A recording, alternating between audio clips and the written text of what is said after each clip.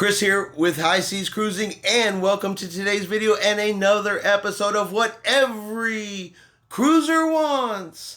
Because of course you know these people, they speak to everybody, and everybody on the planet agrees with them. And only their way is the right way. Got a couple of doozies for you today. Some of these folks are angry. Some of these folks are just blatantly entitled. But let's jump right into them. And you guys tell me what you think. I dare you to step up and grow a pair of blank and address this. The 15 drink limit per 24 hours is way off the mark. Carnival is treating us like children. Certainly, us Texans think this is a blank rule. In the morning, we have 2 mimosas with brunch. Then around lunchtime, turn to a cocktail and margaritas, or 2 or 3 or 4. Late afternoon, a stop at the Alchemy Bar for a nice martini or 2. Now at dinner, we eat early. We'll have a glass of wine, or DH will have his 2 beers or 3. And doesn't that chocolatini go perfect with my dessert? Piano bar opens. Head in there for some fun. And 5 drinks later, you've nearly closed it down. Most of us all think 15 is not enough. It should be 20 drinks. Not 15. Well, there you go.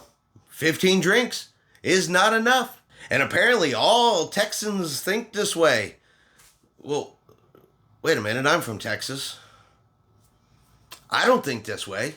Okay, so I guess it's not all Texans. In all fairness, I don't drink that much anyway. I'd never get anywhere near the 15. Honestly, if I get to 3 in one single day, that's more than normal for me.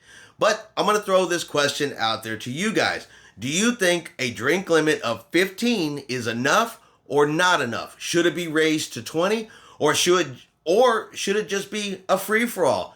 You drink until you're done, no matter how many drinks that is, if you have, I guess, the tolerance to do so. Now, from what I've seen, and everybody's different. I completely understand that up front. Every single person is different.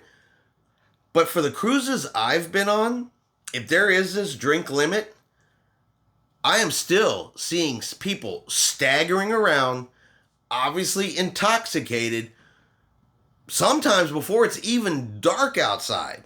So I personally don't know if the drink limit needs to be increased, but of course, you guys let me know in the comments below, is the drink limit good the way it is? Should it be increased? And does this person speak for everyone? All right, on to number 2. Now this one I find a little perplexing. One, I'm not sure that they speak for as many people as they think they do. And 2, I'm not real sure how they even got themselves this far into such a minor issue, because the answer to this is part of the booking process. I mean, the question's right there in the booking process, but let's read the comment first and then we'll talk about it. I know that it is simple enough to ask your stateroom attendant to separate the beds once on board, but it's such a hassle trying to find him. John, we have been discussing this on the blank, which has over 5,000 members. The majority all want the beds separated.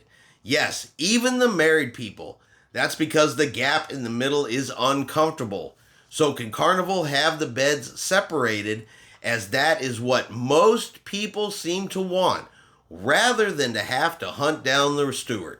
All right, so like I said, this of course is directly to Carnival Cruise Lines, and part of the booking process on Carnival Cruise Lines, it asks you how you want your bed and the default setting. So if you somehow just completely ignored it and walk right past it, the default setting is to have the beds separated. You actually have to click the button to have the beds put together. So I'm not even sure exactly what this individual, how they got to this particular point. Because like I said, by default, the system separates the beds. 2, I've never had to look very hard for a room steward ever on one of the cruises. Yeah, there are days when they are busier. There are times when they could be harder to find than other times.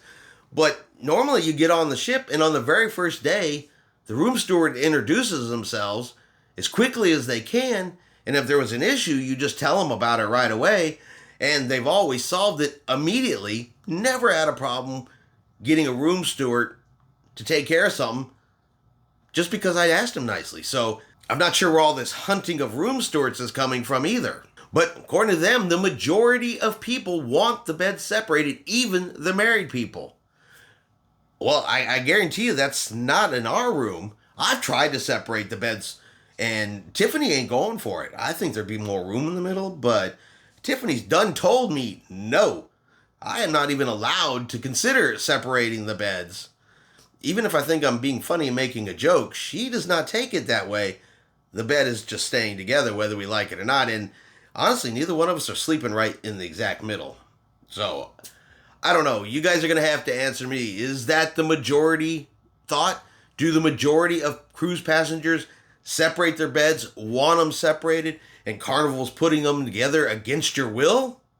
You guys let me know in the comments below, because I'm kind of curious. And finally, I've got one left here. Now, this cruise passenger, they just know that nobody uses this particular item. And it's a complete waste of space. And this space can be used for something much, much better because everybody agrees with them. At least until you ask somebody else. But let's take a look. I believe the refrigerators in the rooms are taking up unnecessary space. It will be better to have an extra place for things like a shoe rack. Nobody uses the refrigerators. A shoe rack would be a much better option in that space, if not some kind of shelving. Well, there you go. You do not use the refrigerator in your room, but you need a place to put an extra whole bunch of pair of shoes. According to this comment, nobody uses the refrigerator, right? It's not like anybody who, let's say, takes medicine and it has to be refrigerated, sticks their medicine in the refrigerator. That's crazy.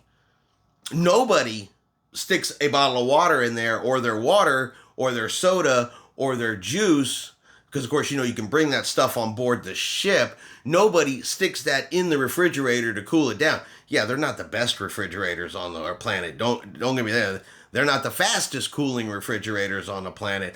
But if you put some drinks in there, it will cool it down. But nobody does that, right? I mean, that's insane to think people would use it for medicine or drinks or snacks they bring back to their room. And instead, every single person that's cruising right now is really hoping that they rip those out for a shoe rack.